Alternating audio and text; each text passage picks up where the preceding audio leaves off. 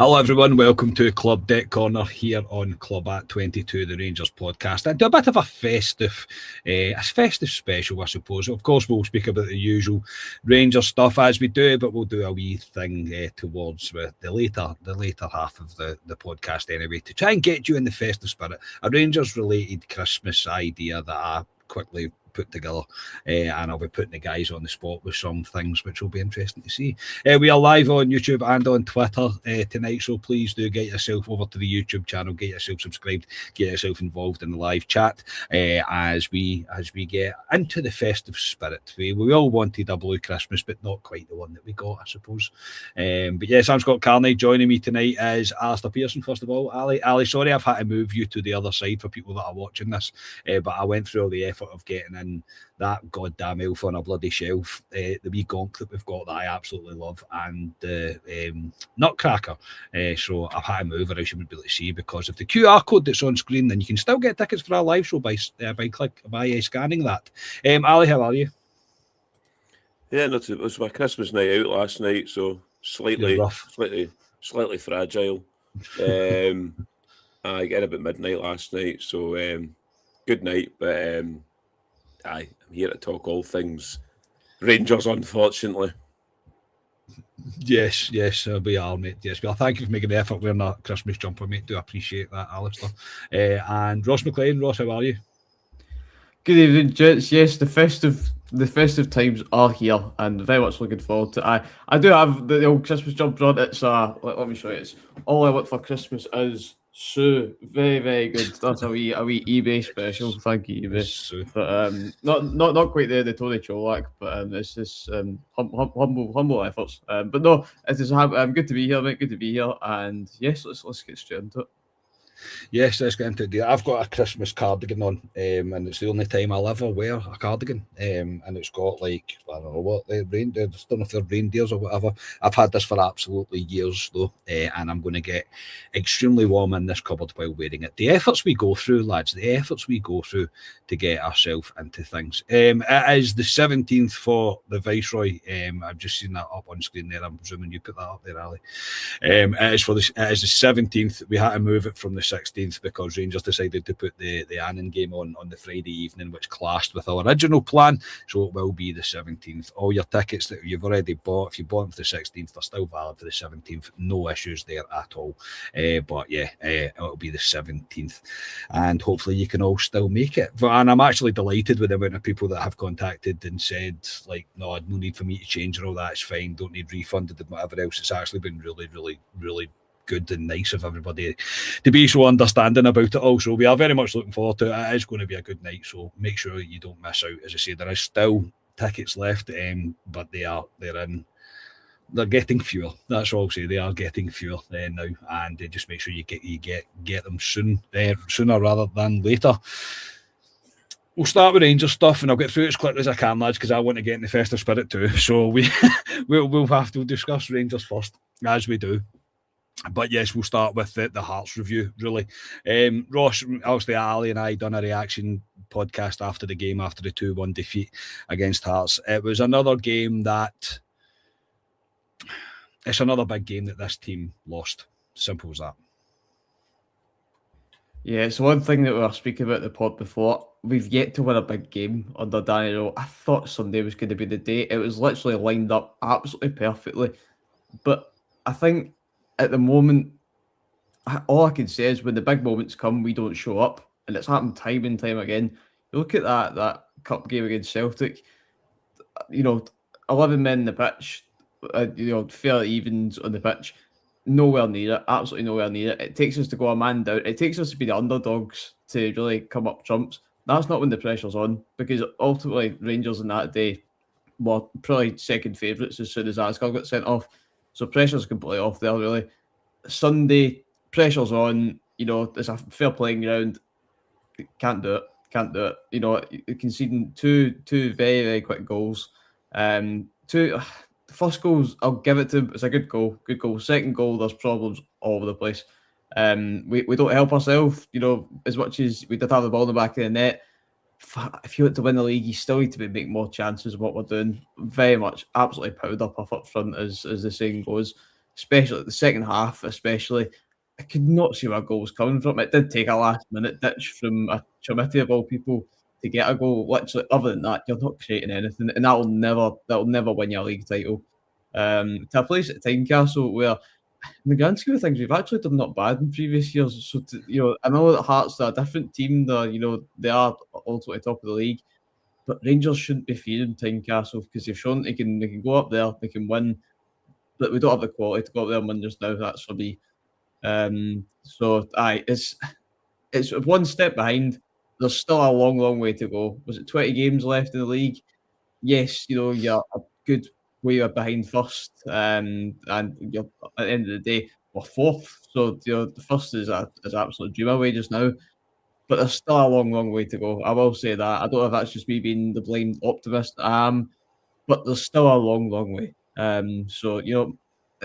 My Christmas list: Rangers to win the league. It's not hit Christmas yet, so folks, you never know. Just keep the old fingers crossed, and yes, we shall see what happens.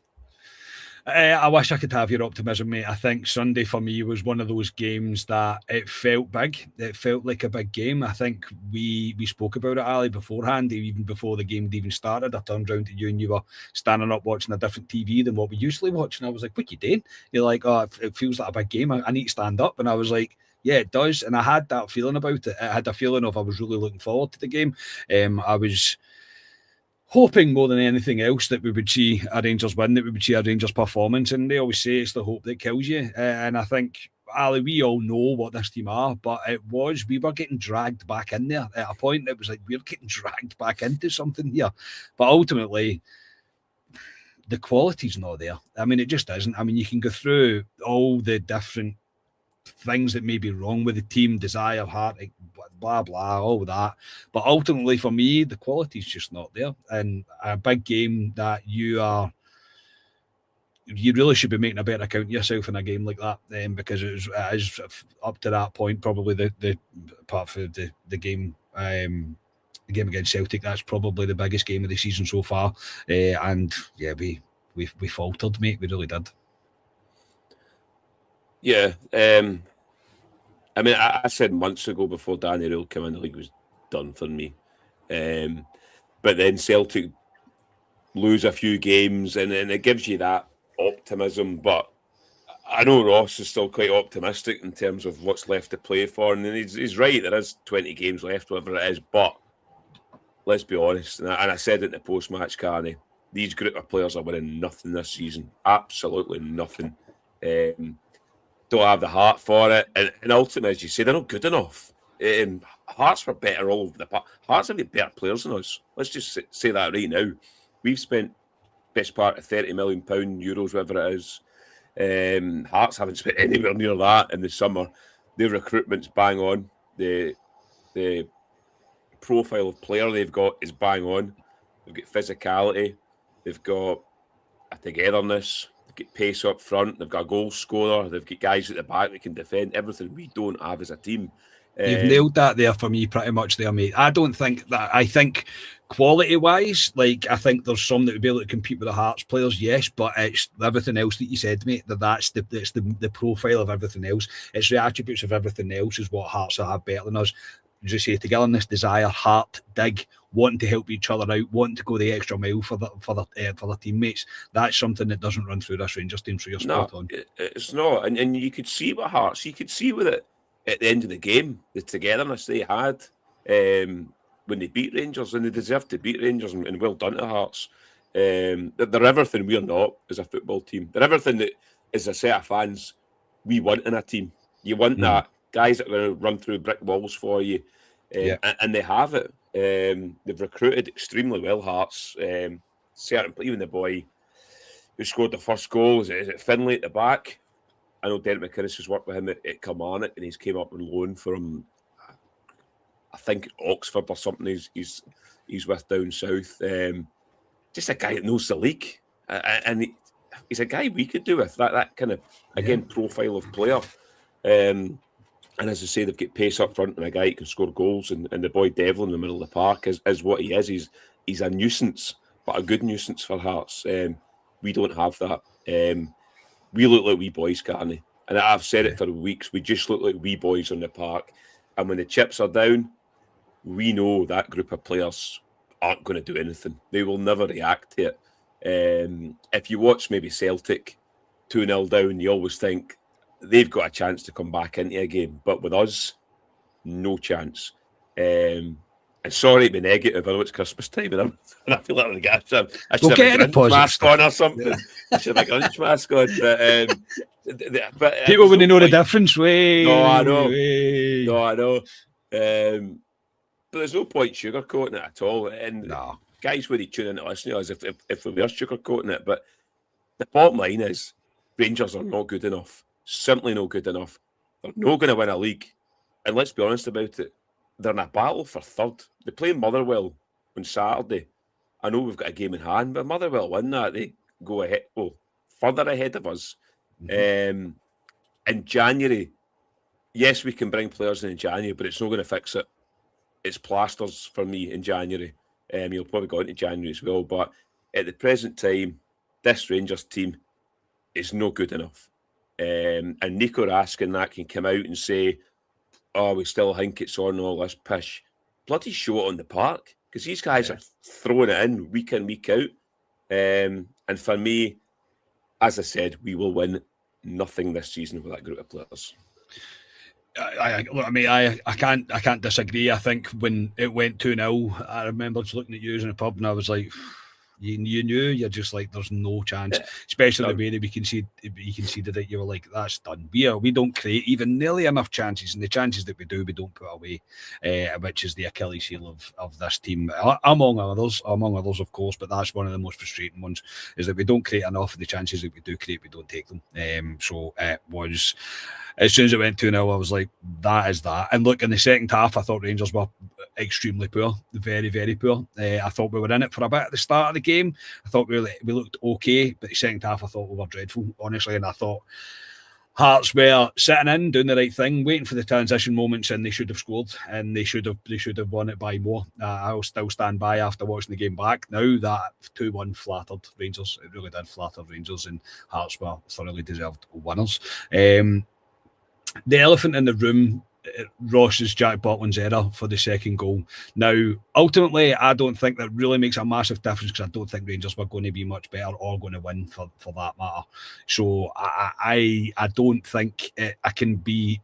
Well, I can be overly critical of him, because the mistake is shocking. It really, the goalkeeping is so poor.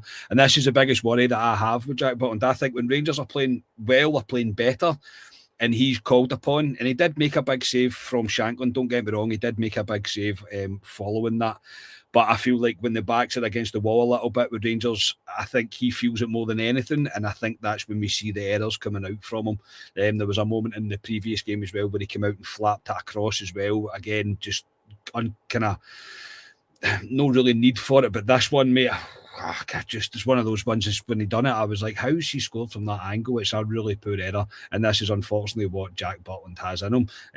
He has these brain farts in him. Yeah, there's definitely not one that will look back in a great light. I mean, it's good placement from Shankland, but as you say, you should never ever be scoring from that angle.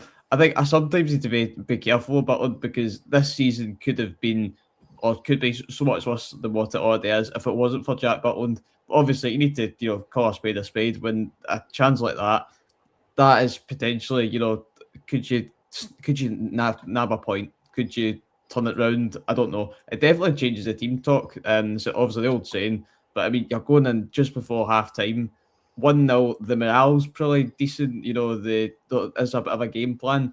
2-0. They shouldn't see it like this, but do the players see it as that? Yep, that's game. That's completely game. So it is those fine wee margins that can decide a football game at the end of the day. So I the second goal, as I say, mate, all around, it's just calamities everywhere. The first ball in, there's two Rangers players going for the one ball. That leaves Shankland free. Why in the first place is Shankland free? Literally, your number 9, your top goal scorer in the league. Why is he left free? And then obviously he does what he does all season. So there's calamities all around, as I say. But obviously Jack Butland's the one that gives people that obviously have the most conversations about. Do I see him getting dropped? No, I honestly don't see him getting dropped. I don't think there's it's very unlikely. I think if there was, obviously we've got the cup game coming up on the 16th, that could be a chance for Kelly, but I don't think he'll rotate Butland just yet. If there's a few more errors like that, then yeah, definitely. But as much as it was a big mistake, he's had big moments this season, a lot of big moments. So I will, giving them leeway probably isn't the way to put it, but there's been a lot of times Jack Butland has saved us this season, so I need to be careful of how much slagging I give him. But as I say though, but early on in the show, we don't help ourselves. If we finish the chances early on, then something like that happens, you can bounce back from it. But both ends of the pitch clearly there's just lacking quality. So very, very poor. But Jack Butland's a guy who I do struggle to give too much criticism to just now.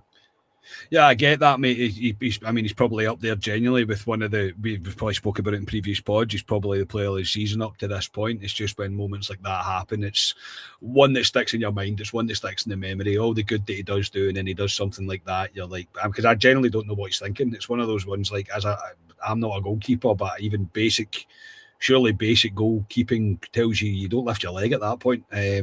So it's just a very poor error. But ultimately, I don't think it made the difference. Obviously, Shamiti got a goal right at the end. It really counts for absolutely nothing. Not that Shamiti will care, the fact that he's managed to get himself a goal, but it counted really for very, very little in that regard. And Ali, yes, we move on now to Motherwell, another massive game. This is a game that Rangers need to bounce back from. We need to bounce back from the disappointment that we had on Sunday, and we have to put in a performance against Motherwell. Can't be feeling sorry for ourselves. Need to get back on winning ways as quickly as possible.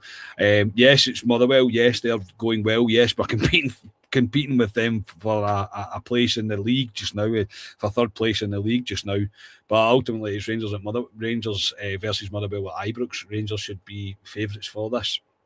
And it's critical that we respond well to this. It really is critical. This is probably you can class another big game and another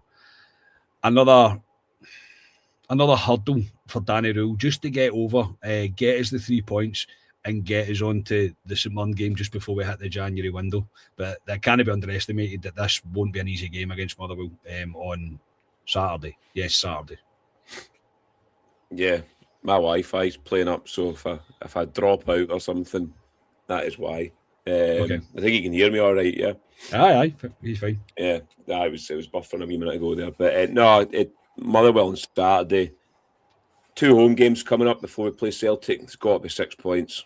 I know it's Motherwell and St Mirren we're playing, which are tricky games, if you want to say, in terms of they're playing well at the moment, the two of them. St Mirren won the cup as well, obviously, so they'll have their tails up. He's just got, again, got a game at a time. We've got to tick him off. He's got to win it. He has to win it. Going into Parkhead, he's got to win it. But Motherwell's going well. Mm-hmm. That manager them's got them good football as well. And I honestly don't know what I'm going to see on Saturday. It would not shock me if Rangers dropped on Saturday. It really wouldn't. Because, like I say, Motherwell will come and they'll have a go at us. They won't sit in. They'll have a go at Rangers, and rightfully so, because we're dreadful as a football team. Dreadful at the back. Can't score goals. So, yeah, I've got the fear for Saturday, Karen, if I'm being honest about it. I don't see... And they say it all the time, these group of players, we're going to do this and do that after a setback. I know, I say like the Grinch at the moment, but Sunday told me everything about these group of players. They just don't have it for me. And I hope they shot me on Saturday and put in a fantastic performance and we score goals, but I just don't see where we're going to score goals, Carney. I really don't. I just think we're extremely powder puff up front, and the back line is a shambles. So, yes, Danny Rule, it's a massive game for him. We've got to take the 3 points. As I say, we've got to take 6 points before we go to Parkhead. But being honest, I've got the fear about Saturday in terms of I think we may drop on Saturday. Sorry for ruining everyone's Christmas by saying all these negative comments.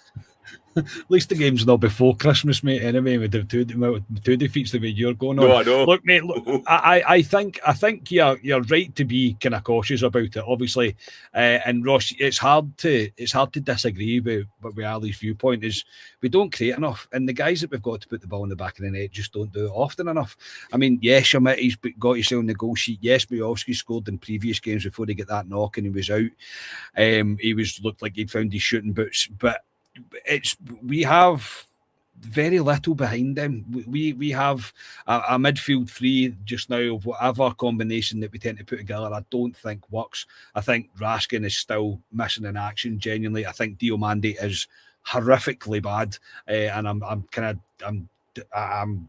of bemused. The only reason I think he's getting picked is because who else is he going to pick with Cameron not playing there, and the other option being maybe Asgard. And again, nobody really wants to see that. Rothwell looks like he's on his way out, and Barron's the only guy that you're kind of like, right, well, he is what he is, and it's no disrespect to Barron, but there's nothing. I know we're kind of flirting with the idea of Danilo playing as a kind of right, as Mikey Moore's kind of in and out of it just now.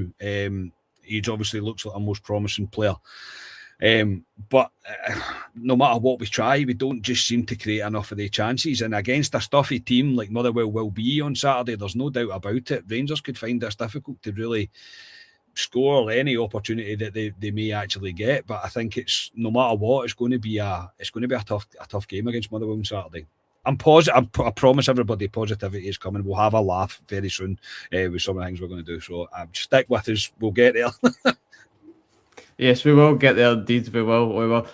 We need to address it, mate. We need to address it. It's been a long couple of days at work having to endure the conversation. So it might as well get it over and done with. But Motherwell and St Mirren at home at the best of times isn't going to be easy. You know, good teams at the moment. Motherwell are unbeaten since the 18th of October in the league, which was a 2-1 loss. A 2-1 loss against Falkirk.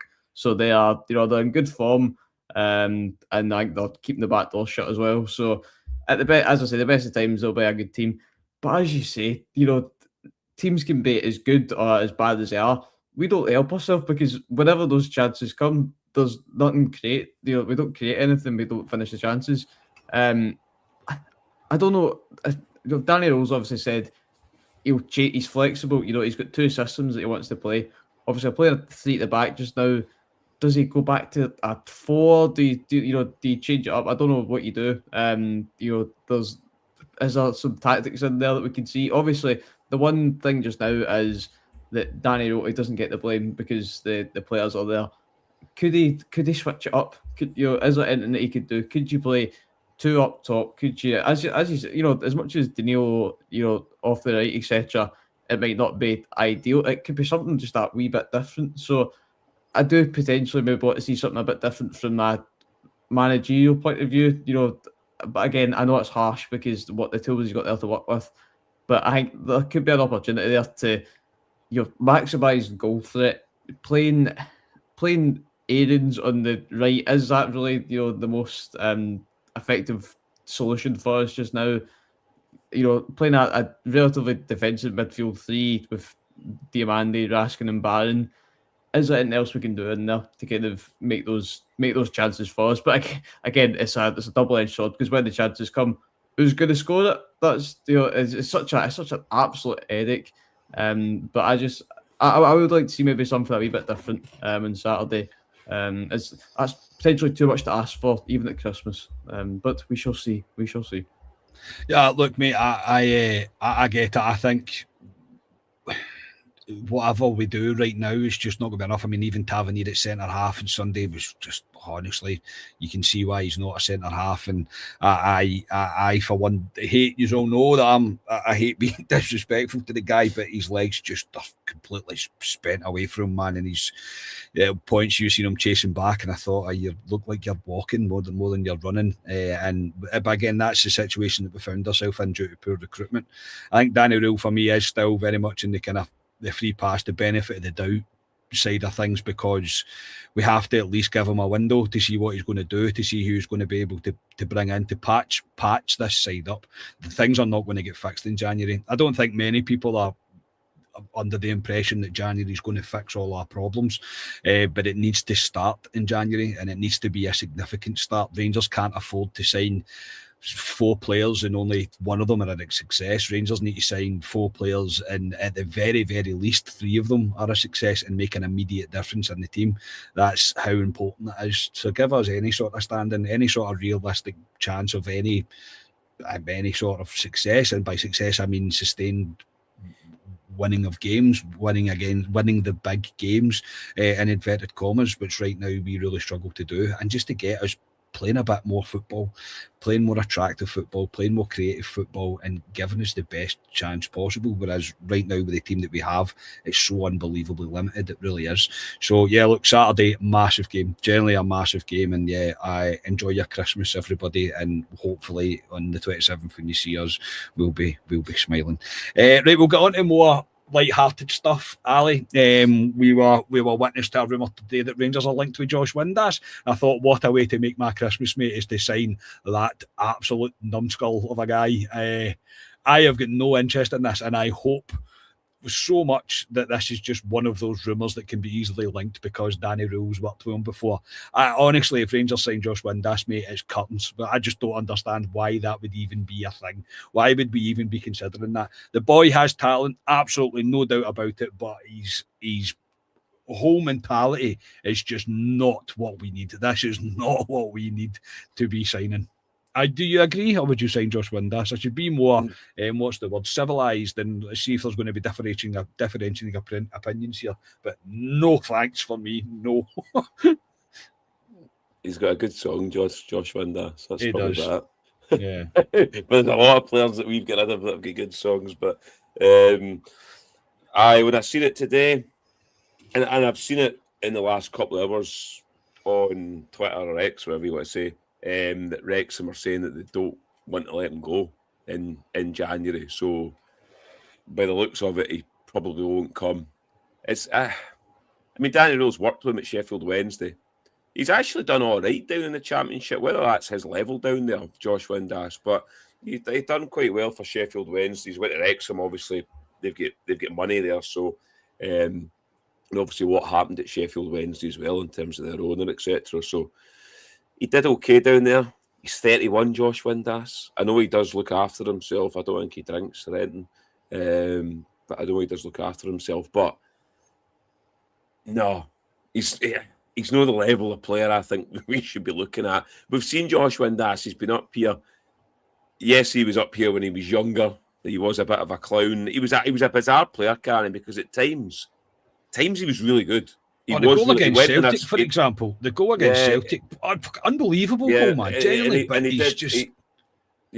he went in spells. He did go in a spell where he was scoring for fun at one point for Rangers. But he was unpredictable. And I mean, off the pitch, I think he was a bit of a character as well. But no, not for me. Josh Windass, 31. No, not for me. When I seen it today, I thought, Christ. But the link is Danny Rule, Sheffield Wednesday. Yeah. He's managed them before. He knows the player, etc. But no, I think we need better, and I think we need to stay away from this English Championship market that we seem to be wanting to go in, because I'm sick of us going into this English Championship and pulling players up here and they do absolutely nothing. So yeah, I like Josh Windass. I think he's quite a good guy. He's quite good to listen to sometimes, but not as a player for me at Rangers this season. So it's a no for me.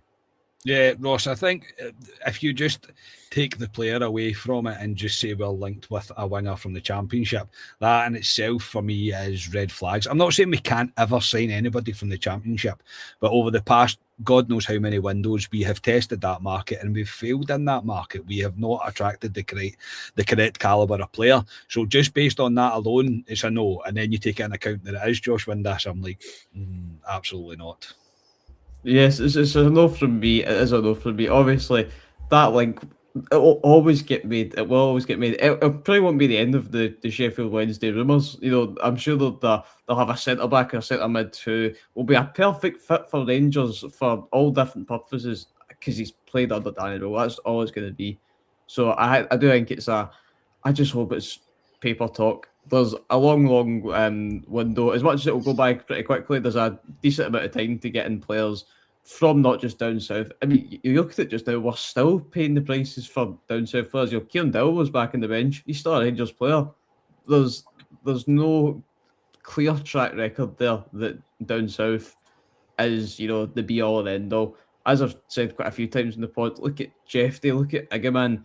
Yes, they maybe didn't leave the club and, they didn't win much, but they went for a decent amount of money. There's value out there. It's just about trying to find them. That's the one bit of praise that Niels Coppin actually got, was that he went and identified these players. We could do much better than from down south. I think even look at this season, looking at yes, on paper it was great, and I was buzzing because there was great FIFA cards to be had. But a Max Aarons, etc., players from down south, there's glamour in the name, but when you think back in reality, it's not what we're after. I do think we need to either look in our own country. There's folk in our league who, as I say, could be decent for us, but also overseas. There's surely got to be other folk out there. That decent comment there. Daniel Candes I'd take back is over Josh Windass at the moment. Just somebody like that. But aye, it's not for me, mate. Not for me. Yeah, no, not for me. Just one of those ones that I seen and I thought, absolutely not. I mean, I liked with the left back that's played for Belgium as well, which again, I think is 22. We all know we need a left back, that's for sure. I think we need a centre half, a centre mid, and a striker, and we need a left back. I think that's the 4 areas that we're all pretty agreed on. I think that would be the one. That would be the area that we go to. Yeah, that's. But Josh Windass, absolutely not. Right, lads, it's Christmas time. Let's do something a little bit different. And Rangers-related Christmas stuff, right? And I'm putting you on the spot here. And the reason I didn't tell you is because you just go and Google things. So everybody in the chat as well, if you want to get involved in this, get yourself, I was going to say a pen and paper. Nobody uses a pen and paper anymore. Get your notepad out on your phone, and we'll do it this way. I'm going to ask the lads a couple of questions, Christmas-related ones, and see if they can get the answers. And I'll give clues if you need clues, because there's one question in particular that I thought, if either of you know this, I'll be mightily impressed, genuinely mightily impressed, right? So we'll go first with, obviously Christmas is December the 25th. Can you name, we'll say 5 previous players that have worn the number 25 shirt for Rangers?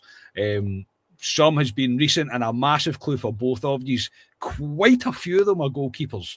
So there's a clue. Ali, you just give me, try one name, and then I'll move to Ross, and we'll go back and forward. Neil Alexander? Yes, spot on. Ross, anybody? Kemar Roof. Spot on, mate, well done. Oh, God, number 25.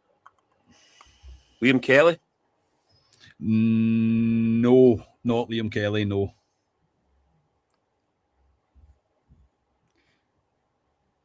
For goalkeepers, I'm between 2. I'm going to go Robbie McCrory. Nope. No, I think, Ross, hang on. When were you born, Ross? 2005. All of them have been within your lifetime. One of good. them just outside your lifetime, mate. One of them just outside. Some of the goalkeepers a clue, Ali. He was a cult hero. I'll put it that way. Andy Firth. No, actually, was it? Okay. No, still not him. There's 2 goalkeepers I can think of you're going on about. There's one guy that came in, Andy Dibble. No. You're near. You're in the same kind of era. The other one I would have went with was Big Ronald Vateris. Yes, Vateris. Yes, Vateris. So actually, you've got 3 between you. No, that's Justin Muir's pitting the Shagger. No, Shagger didn't wear it. There's a few outfield players as well. I'll give you a clue. There's 1, 2, 3 are defenders. One's a midfielder. Had a pretty good career after leaving us. Had a pretty good career after leaving us. Yeah, I can give you other clues if you want, but it's up to you. If you want another clue, just tell me, Ross. I'll give you another clue. Oh, okay. Is it in the Gerrard era? One of them was. Was he? Well, no, he was definitely. I think he was there at the start of the Gerrard era. I think. When was Gerrard again? No, he wasn't. No, I'm talking nonsense. He wasn't there when Gerrard. No, talking nonsense. Ignore me. He wasn't there. He'd left by then. He actually had a no bad career. The latest, the second, no, not even the third latest goal. Really, third latest? The third latest goalkeeper. He was good for us. I quite liked him, and he had a no bad career after he left. Okay. No, later than that. I'm guessing it's not a trick question. Josh Windass is wearing the number 25 as well. Definitely not, mate. Definitely not. He was part of the Mark Warburton era. Two of them were. Wasn't it Wes Foderingham, was it? Yeah, Wes won it when he first came. Wow, there you go. Okay. And then another one from that same era. Once Wes took the number 1.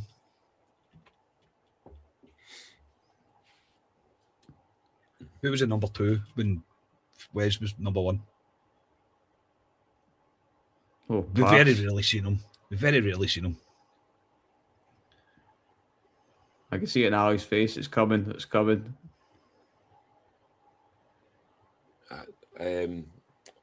What's his name? I can see In fact, was he there at the same time? I'm actually not sure if they were. No, they must have been. Who was the number 2? Who was? I'm ruining this for you, here. What's number 2? I'm sure there'll be somebody listening to us just now absolutely screaming at their telly because they'll I've seen people see somebody said Lee Wallace. Lee Wallace never wore 25. Somebody in a similar position to Lee Wallace did, though. Ryan Kent, never. Graham Roberts, never. No.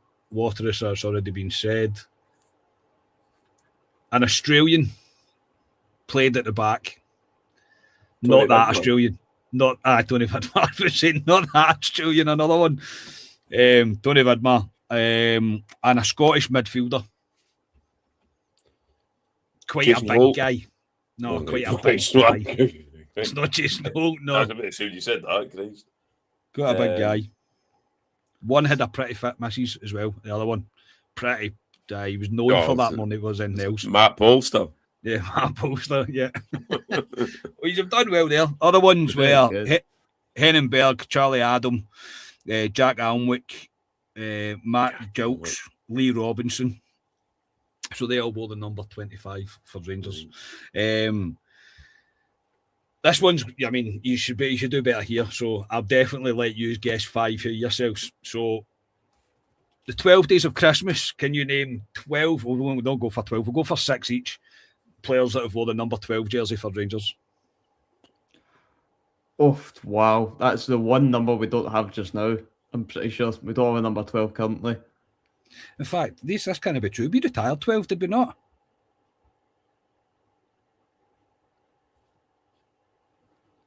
That I do not know. I honestly don't think I could name somebody with number 12. No, neither. That's I'd just be flagging names out. There's some good questions, though, by the way. There's some very, very good questions. Yeah, I thought this up rather quickly, to be fair. I did. Robert Elliott slagging you in the comments there, Carney. He's saying What half quiz when the quizmaster doesn't know the answers. No, I know. Well, mate, have I ever said that I was a professional podcast? Have I ever said that? Right, we'll skip that one because I don't think that's right. See, can't trust everything you read on the internet. Right, I mean, this is solid, but I will give you clues. There's 2 players that have been on transfer market anyway.co.uk that have said in their Rangers career they scored exactly 25 goals. One of them appeared for Rangers 73 times, and one of them appeared for Rangers 257 times. Not from the same era. One was a captain, and one was a striker. I can give you more clues from that as well. Okay. Is one of them Antonio Cholak? No, it isn't, mate. Okay.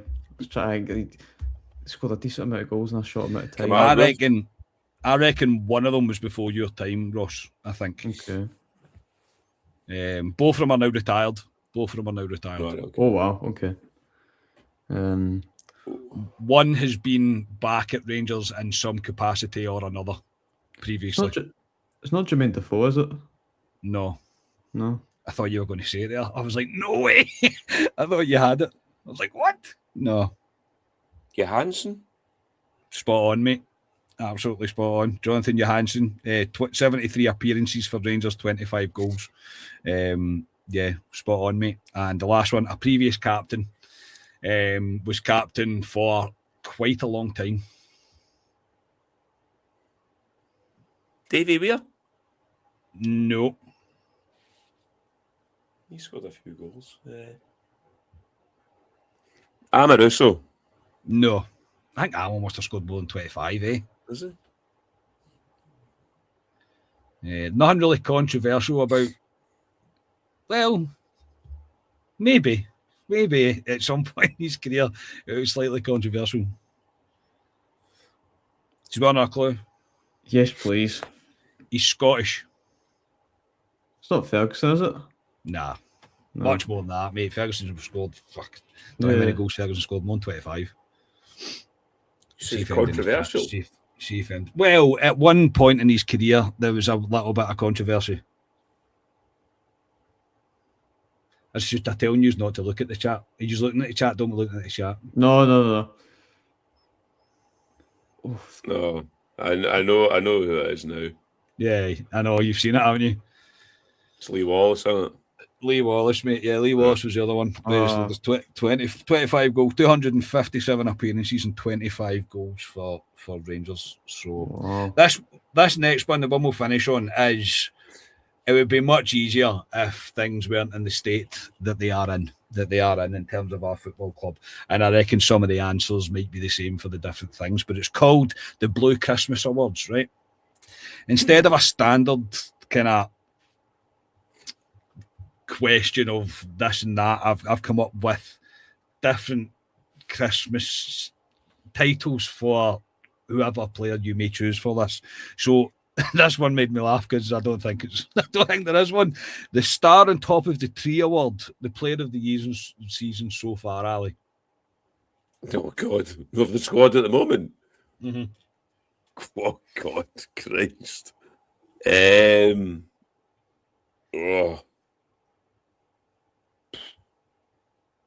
Oh, fuck it. I'm really struggling here. Really struggling. Mikey Moore, there you go. Oofed. Nah, Mikey Moore. Ross. I'm going to give it to Conor Barron. I don't know if that's a bit recency bias, but I think Conor Barron this season, he's one of these guys, he's honest, he's hard working, he's consistent for Rangers just now. I think there's been a few times in Europe where you can maybe see that he's maybe struggled a bit, but overall, I'm going to give it to Conor Barron for me. I was struggling to pick one and all. I'm not going to lie. I'm properly struggling to pick one. If probably Butland, and I know people say, "Oh, what about Sunday?" I get that, but I think probably the most consistent performer. I know he's got absolute brain farts in him. I do get that, but the most consistent has probably been Jack Butland. I think Barron has been good. I think he's a cracking shout. But I think there's also been games where he's faltered a little bit, as same has, I suppose, Jack Butland, but his errors have been less. So I'll go, just to be different as well, I'll go with Jack Butland. This one I'm like, who are you actually going to pick for this? The Stocking Filler Award, the unsung hero or squad player who's kind of stepped up unexpectedly. Ali, is there anybody that fills that category for you? Stepped up unexpectedly. God, maybe Conor Barron. In terms of, I don't think he's a first-team player for Rangers, but he's actually shown a bit of application. He's shown the basics for me in the midfield. So I'll give it to Conor Barron. Ross? You know, I'll take away if you take away the defensive side of things, I've actually got Manny Fernandez. The boys popped up with quite a fair few goals. Obviously, at the weekend, he had that chance rolled off. But a guy who, completely in out the cold, absolutely loves a header. One thing that we've been crying out for. So I think, obviously, as I say, defensively, I'll go that. Let's just defending's not a thing, folks. Who cares about defending? It's all about scoring goals. And Manny Fernandez has found the back of the net quite a few times so far this season. So I'm going to give it to our boy Fernandes. Fair enough, mate. I think based on the workload that he's had to be put under, I'm going to give it to Magoma, because it's just been, it's been relentless for the guy, and he's done better than I thought he was going to. I didn't have much confidence going into the season with just a kind of untried left back as he is. So I think I would go along with that. I think there's a few. No, but no, there's not a few. There's not many you can really sit and pick through and think maybe him. There's been none really that stand out. Barron probably falls into that category for me as well, where I thought he's done a lot more than I thought he was going to. But yeah, I think Magoma, I'm going to give it to him, because I think he's done well with the amount of football he's been asked to play for how little football he'd played up until the start of this season anyway. So yeah, I'll give it to him. The Christmas Cracker Award, Ali, the best goal of the season so far. If you don't have one, then I'll go. But you go quickly, and I'll rattle my brain. I think Asgard's goal was the one that made me go oofed the most, and I don't really like giving it to Asgard, but I think that's the one that I went oofed. What a goal that was! I thought that was a really good goal. I thought it was very well taken, so I would probably go with that. I can't think of many more that made me say that that's a screamer or that's a really good goal. So yeah, I'll go with that. I've got one. I'll go with Gassama on his debut against Panathinaikos.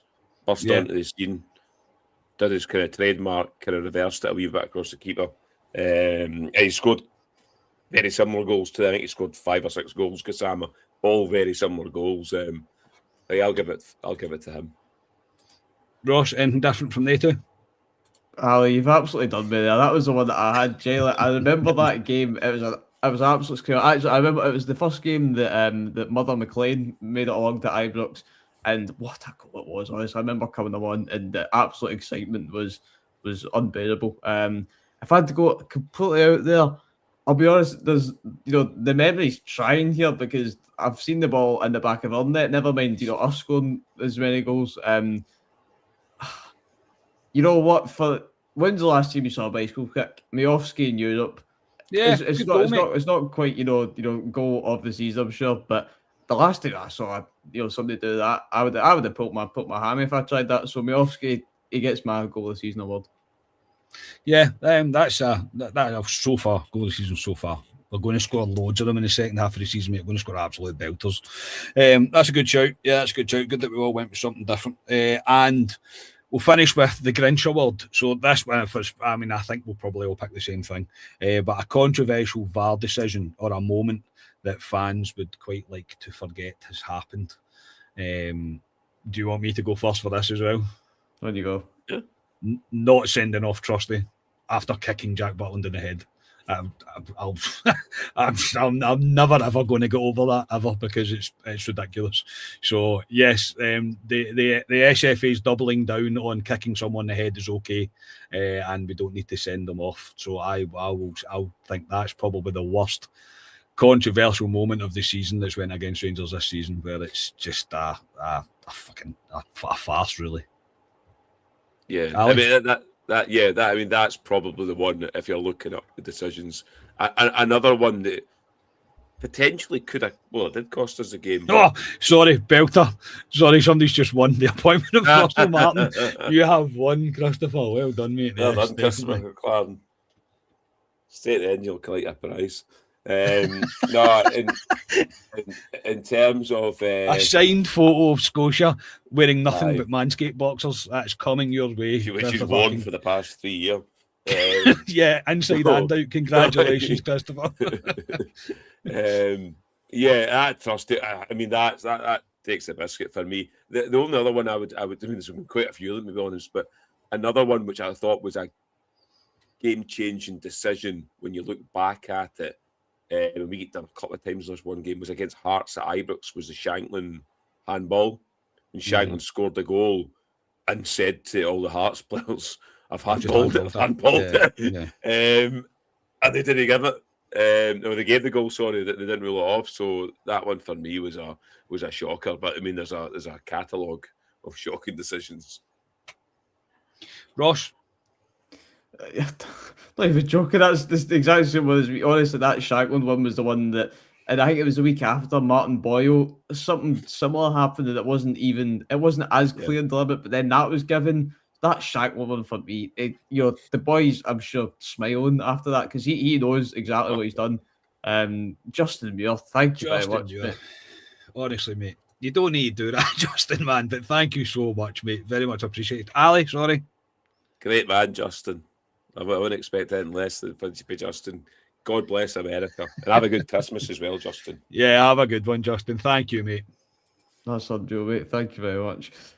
Yeah, for me, you know what? To show that we're unbiased on the pod, Manny Fernandez handball, where whoever Livy was it, should have had a handball. I'll give it the other way. That's I'd be absolutely fizzing if that was the other way about, and Davy Martindale was in fact fizzing at it. So I'll go with that. I'll be a wee bit controversial and do one against this, but yes, Fernandez. If he doesn't like centre back, there's a goalkeeping career there. I feel like so. No, it's just as soon as I've seen when I was kind of going through it, I was like, there's no way that it's not. No way. Oh, Steve O'Gels, mate. Thank you so much, mate. Honestly, thank you very much. Very much appreciated, mate. Honestly, that's fantastic. Thanks, Steve. Yeah, thank you so much. I was just, I was like, it can't not be kicking someone in the head in the SFA somehow, thinking it's all right. So yeah, that's the one that I'll stick with. But yeah, something a little bit different. Look, I'm trying to raise the spirits a little bit as well. We're in a position where we're not feeling very confident over the next couple of games coming up. But again, you never know with this Rangers team. You really don't. Obviously, with Danny Rule saying. They've had a meeting and we've seen player with confidence. I really don't think confidence is the issue. I think the fact is that the players are just not good enough. I don't care how confident they can feel. I don't think they're not together. They're not singing off the same hymn sheet, and they're not willing to go out and really put themselves through it. So try to raise the spirits a little bit. That'll do. Ali, what are you doing for Christmas? Anything exciting? Christmas Day, I'm going down to my sister's and my dad's coming over. As you know, we have to alternate it every year between my mum and my dad.